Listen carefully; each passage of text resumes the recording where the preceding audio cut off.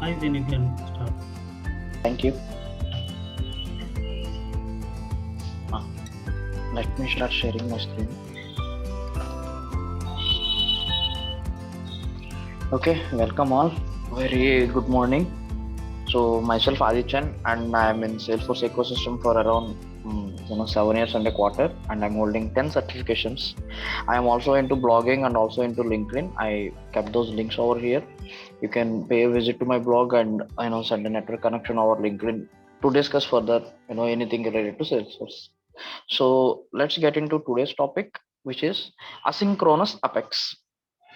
So when we hear the word asynchronous, whenever we see something called as async, we will be in a state to really not give a complete definition of it. Async is always the misunderstood word. Async could be defined in multiple ways, but when we speak about asynchronous in Salesforce terminology or in any programming world, let me tell you the good word for us to relate to is parallel. Async means parallel. Think like this. Okay, now you can ask me, okay, what is parallel and how is parallel able to define what async is all about. Now let's assume that you are trying to do some job which is including 10 tasks. You're trying to do some job which is including 10 tasks. If those 10 tasks are performed in a serial manner, means first task is initiated, first task is completed, then start the second task. Second task is initiated, second task is completed, do the third task, third task is completed, then start the fourth task. If you see, you're trying to do them in a serial manner. For the second task to get started, it has to wait for the first task to get completed. For the third one to get started, it has to wait for the second one to get completed. And in the same way, for the 10th task to get started, it has to wait for the ninth one to get completed. If you see, second task is in sync with the first task's completion, third task is in sync with the second task's completion. So everything is being executed in a serial manner, in a serialized pattern. The execution is happening. But if you feel that no, there are 10 tasks for me, yes, I understand, but 10 tasks can be executed independently, they can be executed in parallel. They don't really have to wait for the result of its previous task. They don't have to wait for the result of its previous task. They can be executed independently, they can be executed in parallel. In such a scenario, asynchronous apex will be coming into rescue. This is what async apex is all about. It is more like multiple tasks that are independent of each other and are executing in parallel. Now let us take one real-time example which we can relate to and then understand it in a better way. Now for any ideal person, a day starts like this. So where once he wakes up, let's assume that there is an employee who is going to office, and his basically day-to-day activities are like this. So once he wakes up, so what he should do is he need to take a shower, and for taking a shower it will take a time of around 30 minutes. Once shower is done, he need to cook for his breakfast, which will take around 15 minutes, and then he should eat the food, which will take around 15 minutes, and then he should charge his mobile. He should charge his mobile, and charging his mobile will take around 30 minutes. Charging his mobile will take around 30 minutes, and then he will be moving to his office. Now he understood that if he is trying to do everything, the total time that he is actually needing is 90 minutes. But he felt that, you know because I have to first do my shower in order to start my cooking. I cannot start cooking, before doing shower. I have to do my shower, only then I should do my cooking. I cannot eat without cooking. Obviously, my eat is dependent on cooking and my cook is dependent on shower. But whereas when I look at charge, I don't really think charge is dependent on any of these three things. So why don't I remove this charge from here and execute it in parallel? Let the charge happen behind the scenes, let the charge be happening in the background. I don't really have to monitor the charging of it. It can happen completely in the background. If I do this, then if you see, the overall time that I need is just 60 minutes. I just reduced the time that is actually needed for completion of my activities by segregating them, which has to be executed in a serialized manner and what has to be executed in a parallel manner. Now if you see here, for this complete monitoring is required, because cook cannot be done unless shower is done. It cannot be started unless cook is done. For this, complete monitoring is required. But whereas when we look at charging, we don't need any monitoring. If you just put charger to your mobile and if you turn on the switch, then yes, fine, you can completely focus on these things. Always keep in mind that if at all you feel for a specific action or for a specific job, user presence is not needed. It can do the job by itself parallelly, and it is completely independent of all other jobs. In such scenarios, you can incline towards the approach of leveraging the concept of asynchronous apex. Okay, fine. This scenario in real time is good, but why should we actually use this in apex? Why should we use this in apex? In which kind of what is the exact scenario that will really demand us to make use of asynchronous apex rather than synchronous apex? Okay, before that, let us try to understand the difference between synchronous apex and asynchronous apex in an elaborative way. Now, the moment you click on a button, the moment you are trying to save a record, validation rule will fire immediately. The moment you click on save button of a specific record, when you are trying to save a record, validation rule will fire immediately. If there is a trigger will fire immediately. Process builder, flows, whatever event centric components we see in the order of execution table, everything will get fired immediately. There is no delay. Okay, that is one side. Now let's look into another example. Let us take a record where you are trying to submit it for approval. The moment you open a record and click on this button submit for approval, what will happen? Immediately the record will be submitted for approval. It will happen instantly. Okay, let us put that aside. Now let's take one more example. You are trying to perform a net banking transaction. You are trying to perform a transaction. But the thing with this transaction is, you're not using any UPI service. You're using net banking and you're using the very traditional way of doing a transfer by making use of NEFT. And NEFT clearly mentioned that the transactions can happen only in between 9 a.m. and 5 p.m. Any transaction you do after 5 p.m. will be processed in the next day. Any transaction you perform after 5 p.m. will be done in the, or will be handled in the next day. So now let us take an example that you are trying to do a transaction by sending some money to a person exactly at 6 p.m. You have initiated the transaction, but when will the execution actually happen? Okay, can trying to tell is, now there is a window frame given by the bank stating that any transactions that are started in between 9 a.m. to 5 p.m. will be processed instantly. But if you try to do anything after 5 p.m. or before 9 a.m., they will be handled only within this window frame. Your request will be placed in a queue. Your request will be placed in a queue, and once our server restores or once we resume our server, only then your request will be handled.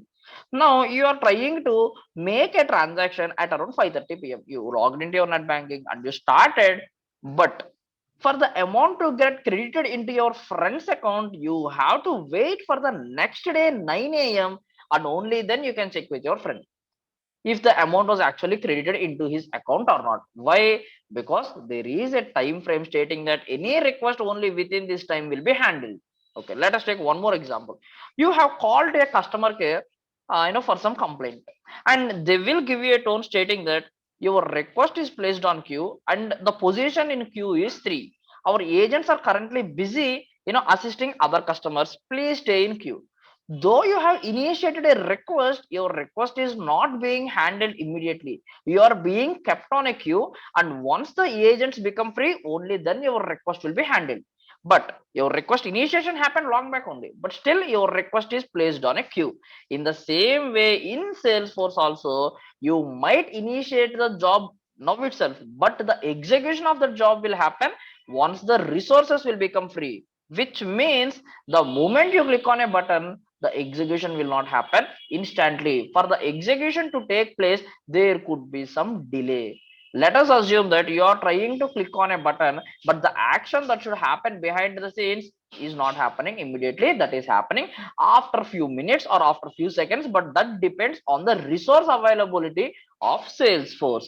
But so far, what all we have seen, apex trigger or apex trigger or validation rules or process builders or workflows, neither of them are asynchronous. Everything what all we have seen is completely synchronous. Now Okay, till now you are telling me that everything is synchronous. Now, how can I make something asynchronous? Means yes, there are some points, there are some syntax that are to be followed in order to tell to the system that okay, this is something which I want the system to understand that it should be executed in a asynchronous way, but not in a synchronous way. There are some syntax to be followed. As we have not seen any such specific syntax set, everything what all we have done is being executed in a synchronous way. I think this will really help us to understand what synchronous and what asynchronous is all about. Now, what are the actual advantages of asynchronous apex? Yes, I understood that it is reducing me the time because I am able to do something in parallel. But what are the actual advantages of asynchronous apex? Means asynchronous apex will provide you higher governor limits. Asynchronous apex governor limits are entirely different with the synchronous governor limits, and that is one thing. Second thing, okay, if they are providing me higher governor limits, then I will make everything asynchronous. What is the drawback for me? I can go for asynchronous apex all the time, right? Why should I go for synchronous apex? Means there are some limitations in asynchronous apex as well. There are some limitations. Okay, what are those limitations? Before I speak about limitations, let me tell you few points on higher governor limits. Normally, when you try to perform a transaction, which is synchronous in nature, that transaction should be done in 1 minute. No, in 10 seconds. 10,000 milliseconds is the limit that we have for synchronous. Within 10,000 milliseconds only the transaction should be done. If it is taking beyond 10,000 milliseconds, then you will be getting an error, CPU timeout. You will be getting an error called CPU timeout exception, because whatever action that is happening behind the scenes in this transaction is consuming more time. Any transaction should be done within 10 seconds. If it is consuming more than 10 seconds, everything will be rolled back. But whereas when you're trying to perform some action using asynchronous apex, you are given 60,000 milliseconds, which means you almost have one complete minute to perform your job. But whereas here you're having just 10 seconds, but if you see here, you're having almost like 1 minute to complete your job. So the governor limits when compared with synchronous are obviously higher, but again there are some limitations with asynchronous apex. So you have to really cross check yourself for the requirement. Can this be implemented by using synchronous or asynchronous? If synchronous, why? If asynchronous, why? So make a table and then you will be able to understand if it should be done in a synchronous way or in an asynchronous way. Okay, now what is the biggest limitation that we actually have to worry about, or what is the drawback that we have to worry about while going for asynchronous apex? Means remember that if you look into this example, this is completely independent of any of these activities, and this doesn't need any user presence. In the same way, if there is no user interaction required, which means you don't have to show if there is an error, you don't have to show. If it is successful, you don't have to show. User doesn't need to be notified. User doesn't have to be aware of what happened behind the scenes. Only in those scenarios go for asynchronous apex. As part of asynchronous apex, if you are trying to insert a record which is holding erroneous data, user will not know that the record insertion got failed, because this is happening in parallel, this is happening behind the scenes. You will never know what is the status of your job at the UI level. So that is one drawback. But whereas in synchronous apex, error will be coming on the screen itself, so you'll get to know okay, something went wrong. But if you see here, as this is happening behind the scenes, as this is happening in parallel, where user is not paying any attention, you will not get to know if that is correct or not. Now for the same example, let us assume that you woke up like just in a normal day, and for this specific scenario you kept charger to your mobile but you forgot to turn on the switch. Now when will you get to know that the mobile has not charged yet? After eating, and when you go and collect your mobile, at that point of time only you will get to know that your mobile is not charged yet. Reason being, because it is being executed in parallel and is not really demanding any user interaction or user presence, you will not get to know the status of the job. Unless you go and explicitly see it, you will not get to know the status of it. But whereas when you do shower, obviously the moment you open the shower, if there is no water in the tank, you will get to know, so you can go and turn on the water. And while cooking, if you feel that okay, there is something which is needed, you can immediately get it done. While eating also, if you feel that okay, some salt has to be added, you can immediately do it, because you're present over here and you're doing something and your interaction is very much needed. due to which synchronous apex will give you the status so easily. But whereas when we speak about asynchronous apex, you have to go and explicitly check what is the status of it. Status won't be shown to the user on the screen itself. That is one big drawback, due to which always go for asynchronous apex if you feel that user don't have to know what is happening. Only in such scenarios go for asynchronous apex. Let us take one big example so that we can actually understand when should I go for asynchronous apex. There is a user is trying to insert an account record. User is trying to insert an account record. I have a trigger written on account that will insert an opportunity. I have a trigger on account that is actually inserting an opportunity. Fine. There is a process builder written on opportunity that will insert a contact. There is a flow written on contact that will actually insert an activity. And there is a trigger on activity that will actually send out an email. If you see here, what is the user actually trying to do? He is just trying to save an account record.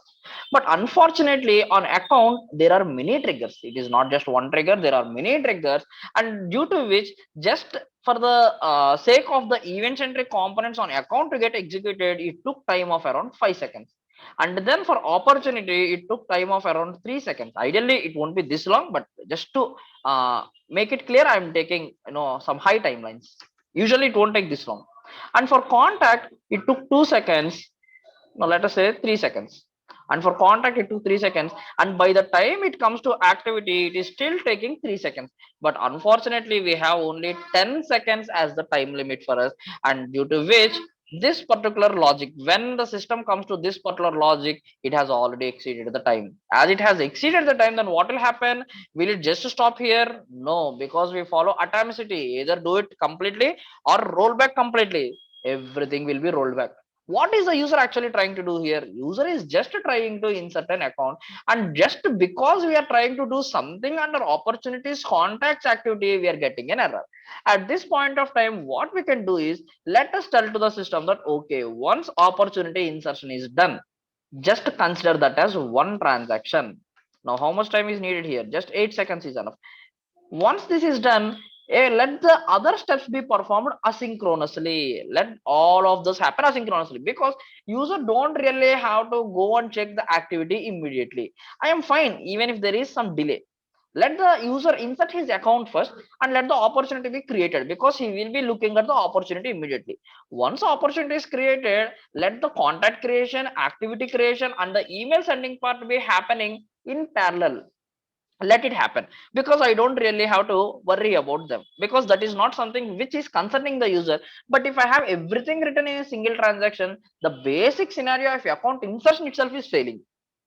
So now, as just splitting your transaction into multiple things, now the total time is actually, here it is 6 seconds. But we have how much time left for this? For asynchronous we have 60 seconds. I mean, we have 60 seconds, but whereas for synchronous we have 10 seconds, and nowhere we are exceeding the limit. We are still getting our job done by executing few things parallelly. Just because we changed our approach towards the execution of few things, we are getting our job done. So this is how asynchronous apex actually works. Now I will take few examples to make it clear. Let us go into the PPT. Okay. So what is asynchronous apex? Asynchronous apex is something which will be executed in parallel and is independent of other operations. That is what asynchronous apex is all about. It runs completely in background without being in sync with what end user is doing, which means the moment you place a request, it will not be handled immediately, but your request or whatever action you try to perform will be executed once the resources become available. Which means, what do you mean by resources? Resources are nothing but, for every operation you perform, Salesforce has to do something or the other. In the Salesforce server there will be some resources which will do the job for you. So once they become available, then immediately your execution happens. It depends on the availability of resources. If the resources are available immediately, then yes, your job will be done immediately. But if they take some time for the resources to become available, then there could be some delay in your job as well. When should this be used? It should be used when user interaction is not at all needed, which means user is not waiting for the output. User doesn't have to see the status of the job. Only in such scenarios go for user interaction. And second thing, for splitting the transaction, because we are hitting the governor limits, what we'll be trying to do, we will try to move some of our logic into asynchronous apex, and thus we are actually splitting the transaction. And we know that for asynchronous apex the governor limits are higher. So whenever you see that you are hitting the governor limits and you want to implement something with higher governor limit, you can go for asynchronous apex. So this is all about asynchronous apex in a nutshell. But the bottom line is asynchronous apex always gets executed behind the scenes, and it will be in parallel. The execution will be in parallel. Then what are the ways to implement asynchronous apex? Yes, we understood what asynchronous apex is all about. What are the ways, or how can I actually tell to the system that this has to be executed asynchronously, not like just any other means? There are different ways that are made available for us. These are the four ways of making Apex to get executed in a asynchronous way. These are the four ways for us. What is the first one? Future. Second one, queuable. Third one, schedulable. And fourth one is batchable. Okay, fine. Let us go through each of them to understand them in a better way. These are the four ways. Now, first one, what is future? Future is an annotation that will be applied for a method. Okay, what is this annotation? We have never seen annotation till now. We might have not seen annotation till now. I cannot say we never seen. What is an annotation? Annotation is more like a keyword. Annotation is more like a keyword, but it will be prefixed with something called as at the rate. It will be prefixed with something called as at the rate. If aura session was done, you would have understood that there is something called as aura enabled. For any method, you have to specify something called as aura enabled for the method to get executed from your aura component. If you write a method, no matter even if you make it as public or even if you make it as global, aura component cannot call that method unless that method is having this annotation called aura enabled. You have to explicitly tell that I am enabling this method for a aura component, for a lightning component. You have to explicitly tell this. This is an annotation that has to be placed before the method. In the same way, for a method to get executed asynchronously, if you feel that okay, I have my one method, I wrote one method, but I want this method to get executed asynchronously, then also you have to specify an annotation, and that annotation name is future. When you say at the rate future before a method, then system will immediately understand that okay, I have to execute this asynchronously. This is something which will be executed in parallel, and this is something for which user interaction is not at all required. This is what. Okay, now can I make at the rate feature for all the methods? No, there are some prerequisites. There are few things to be taken into consideration before making a method future. What are they? Method must be static. You cannot add future for a non-static method. Okay, why is this? I understand that static is a keyword which I can make use of, but why only for static and why not for non-static? Always remember that when you are speaking about execution of a method which is non-static, you are dealing with a instance of the class. You are dealing with instance of a class, and yesterday we found that for the trigger recursion to get avoided, we have to make use of a static variable. Why are we making use of static variable? Because because static variable is binded with the class but not with the instance. Instance will get initialized, and once the instance initialization happens, then values will be lost.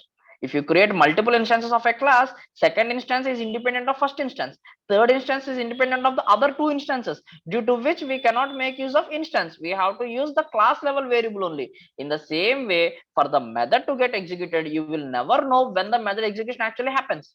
You know that when you have to initiate the transaction, but you will never know when the actual execution happens.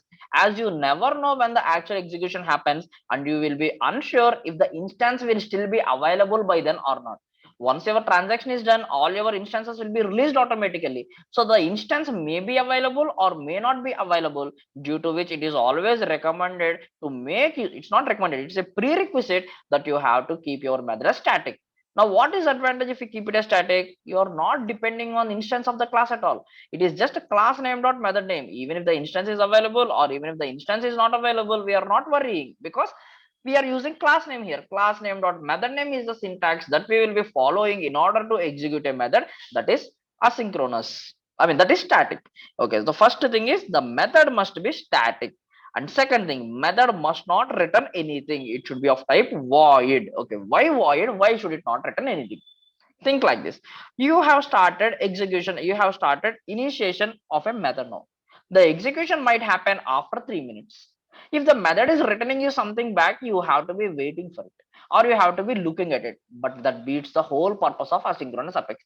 Asynchronous apex clearly states that use it only when user interaction is not needed. Use it only when user interaction is not needed.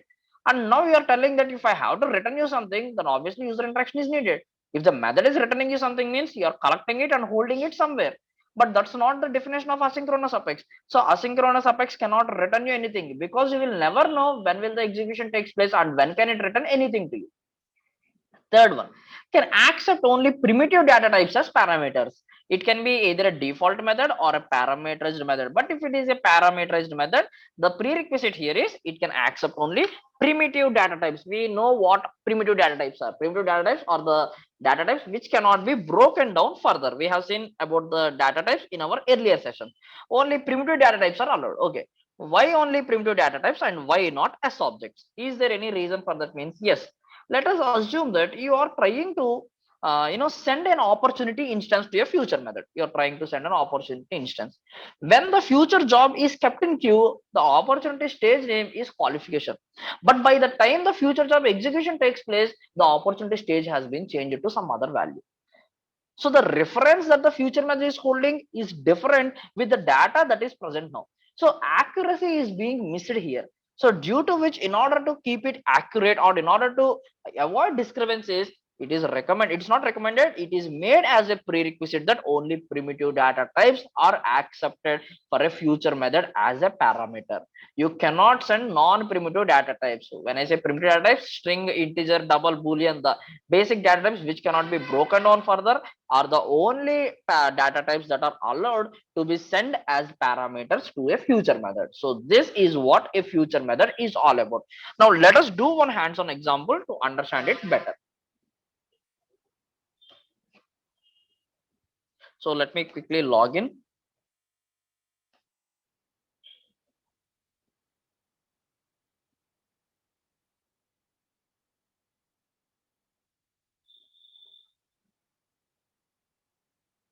So I will take a very basic example because there are many other topics to cover. I will take basic examples only.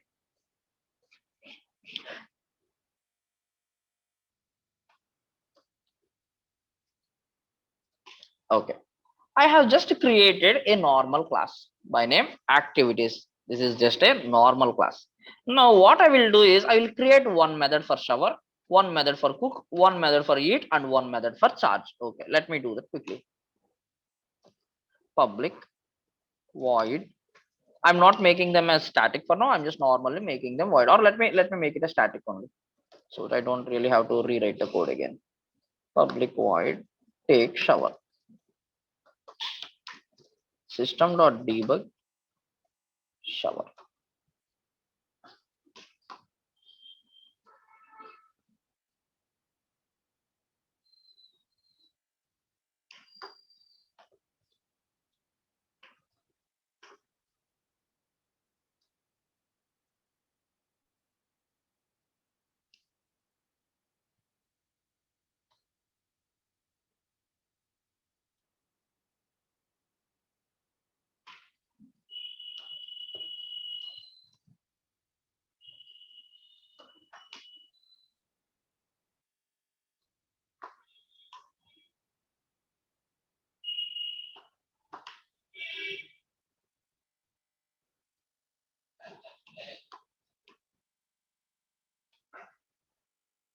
Okay, done.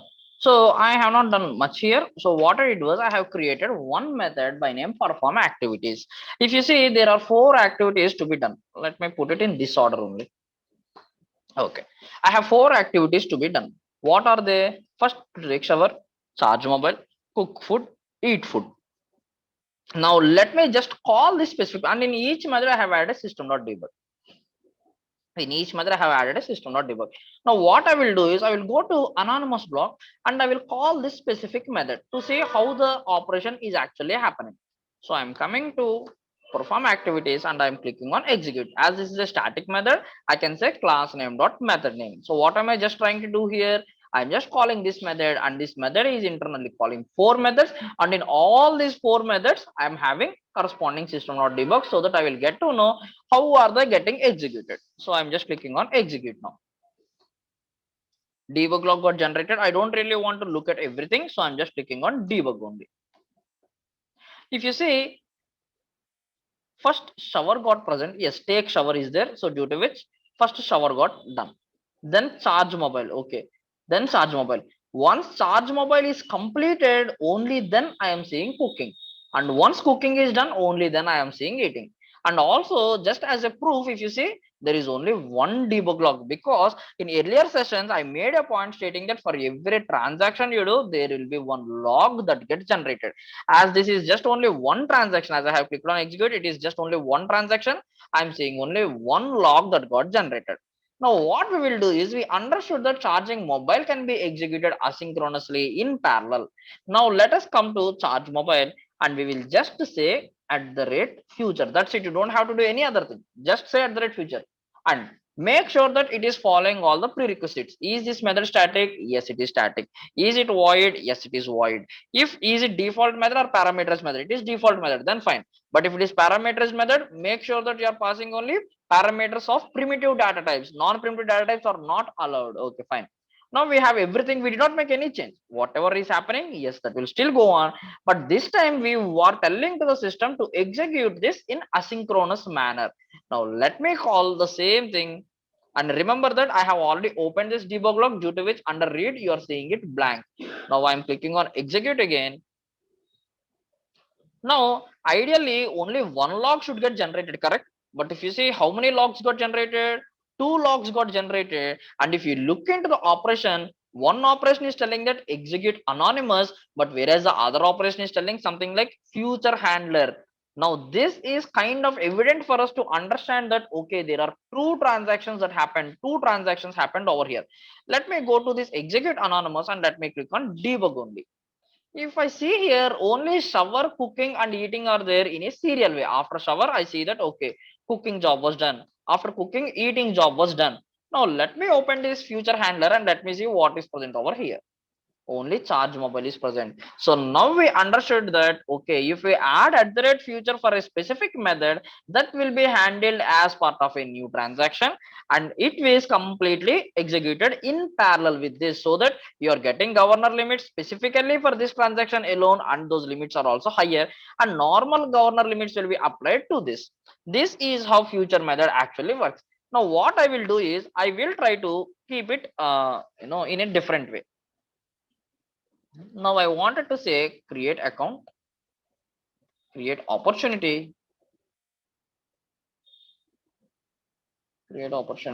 create contact. Okay, I'm just having 3 methods now. Now what I want is account to get created, opportunity to get created, and contact to get created. I want account creation and opportunity creation to be synchronous, and contact creation to be done completely asynchronously. That is what I want. So let me remove everything here. Create account, okay, create opportunity, create contact. I have written 3 methods now. This time I'm trying to do DMLs, because with system debugs we understood how they're getting executed, but now we are actually trying to do something in real time. Okay. So in create account, let me write the code to insertion of an account. I believe everyone is aware on the logic that I'm writing here. We have covered this in our earlier sessions. Is equal to, I will just say that sync account, and then I am inserting this obj acc. Okay, fine.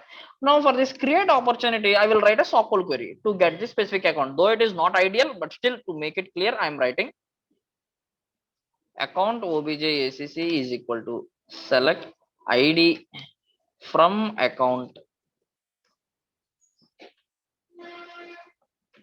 Why? Where name is equal to, I know that name is sync account, so I'm using the same, where name is equal to sync account, and I'm also adding limit 1 because the basic nature of a so-called query is to return you list of records. List of account will be returned, but this is capable of holding only one record, due to which I explicitly have to mention limit 1. Now I will try to insert the opportunity.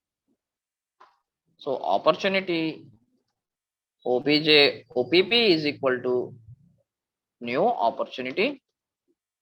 Obj opp dot name is equal to sync opportunity.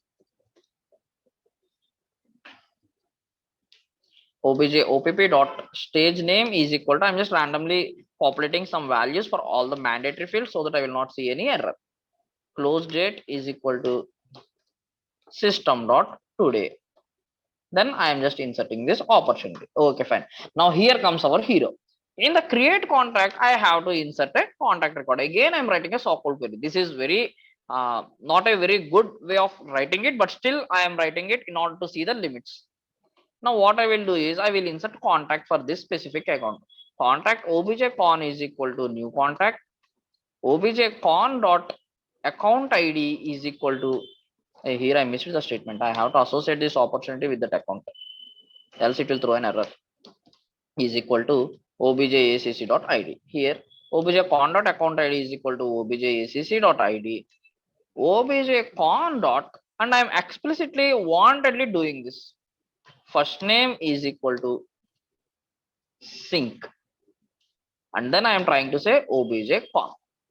Okay, this is what I am doing. For now I am commenting this specific line. Let us see how is the execution happening synchronously, then we will see how will the execution happen asynchronously. So what am I trying to do here? I am just calling one method, and in this method there are three methods that are getting called internally. In the very first method we are doing DML on one account object.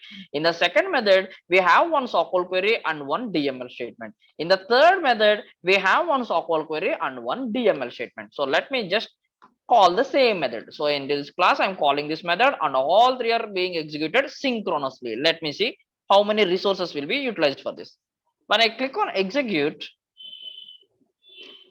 what happened? Transaction did not happen successfully. I got an error stating that there is one field missing. When you are trying to insert a contact record, last name is a mandatory field, and as you have not filled the field, as you have not filled value for last name field, transaction cannot be processed, and everything is synchronous. So I follow the concept of atomicity here, either do everything or roll everything back, and here I see an error, due to which I am rolling back everything. Okay, fine. Now let me correct this record.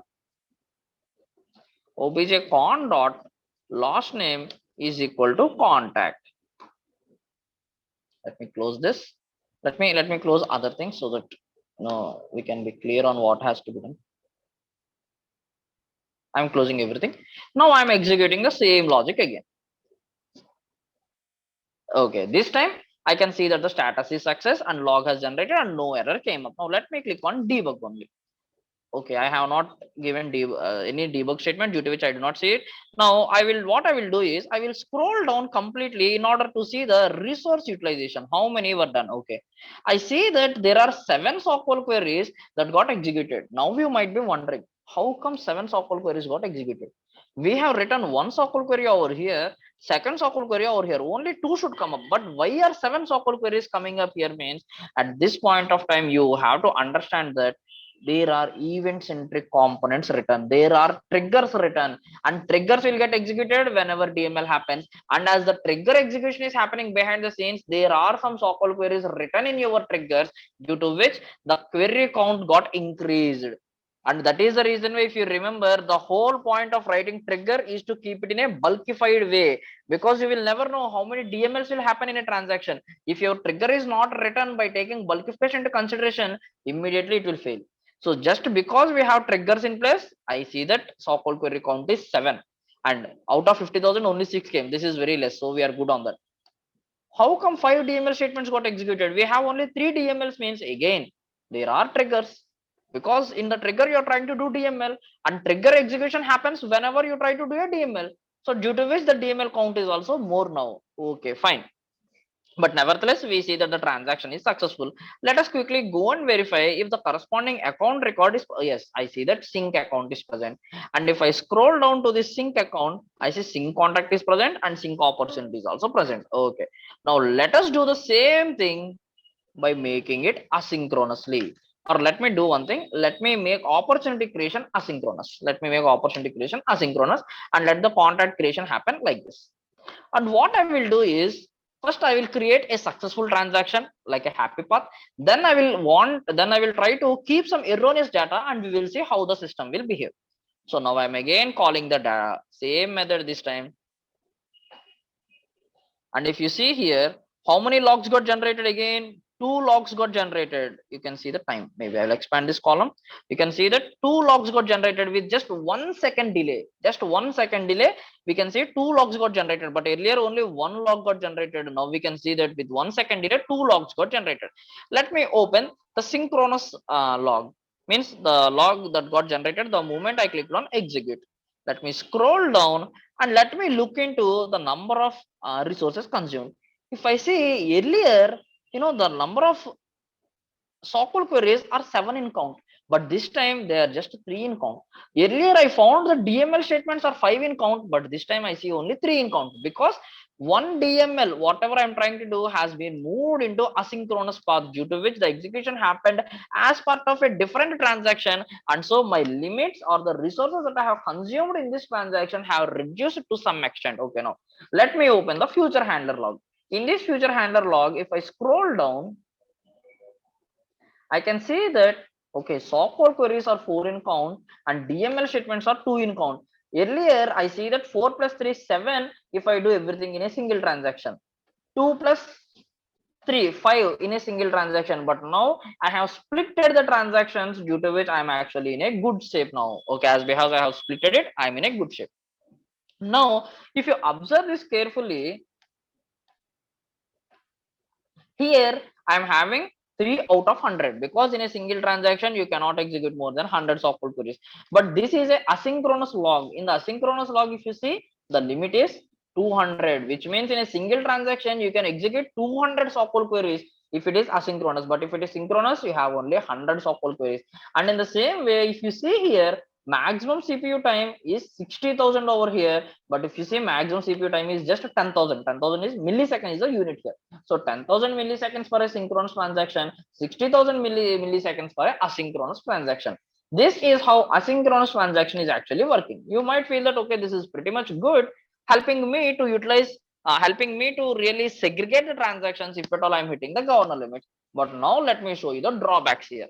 I know that stage name is a mandatory field while creation of an opportunity. I know that stage name is a mandatory field while creation of an opportunity, and I am trying to comment this. Now I will call the same method. Now assume that because we are developers, we are looking into the debug logs. But end users, will they look into debug logs? No, they will not look into debug logs. The moment they click on a button, some action will happen and they will assume that, okay, the action went smooth. Now I just click on execute. Now assume that I do not have access to debug logs. I'm not looking at debug logs. Okay. Now what will my impression be? My impression is that, okay, account record insertion went successfully. So let me quickly go and see how did that go. Now I'm opening the very recent account and I see that account is present. Contact. Wait, what happened?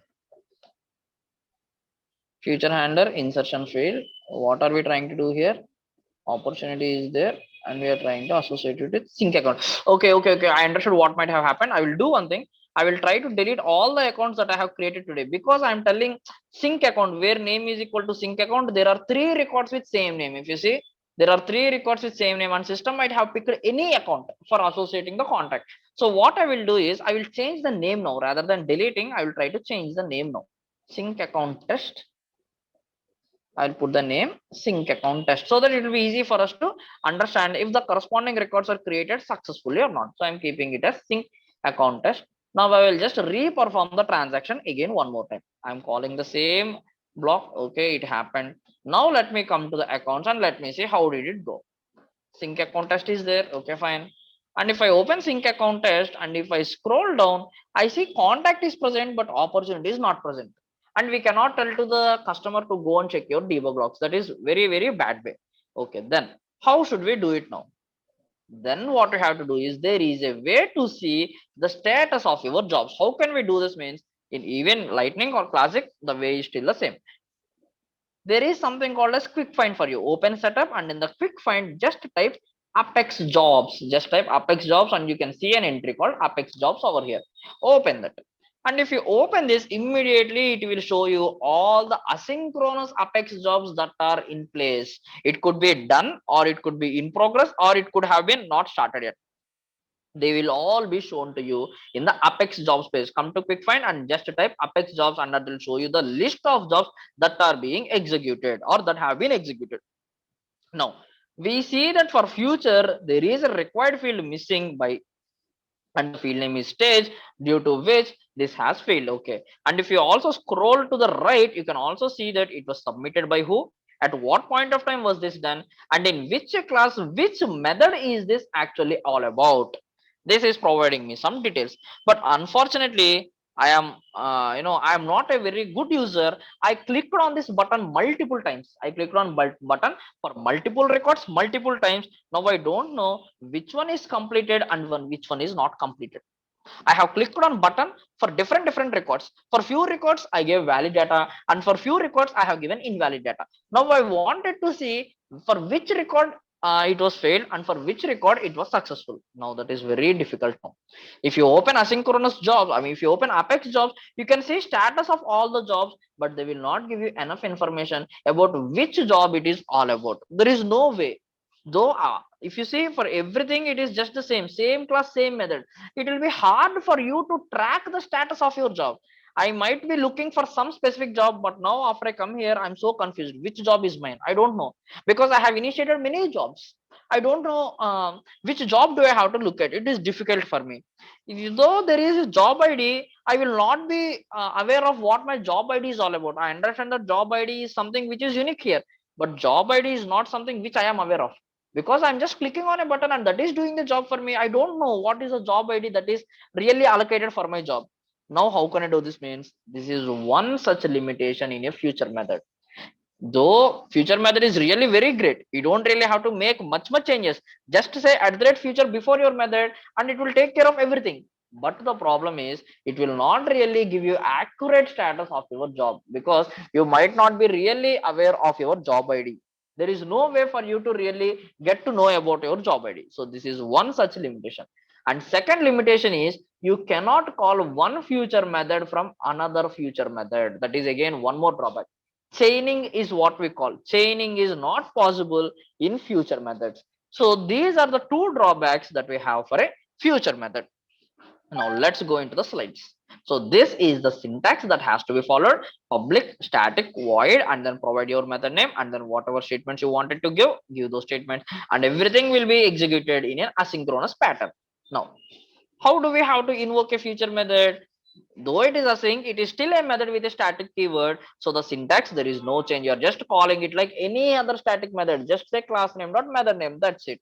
Then what are the limitations of future method? We cannot do chaining here. Means one future method cannot call another future method. Only primitive data types are supported as a parameter. And third one is it is difficult to track the status of a job. These are the limitations of your future method.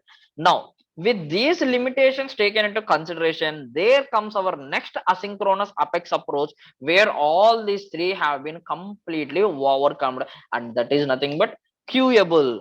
Future is our first asynchronous approach. Second one is queueable.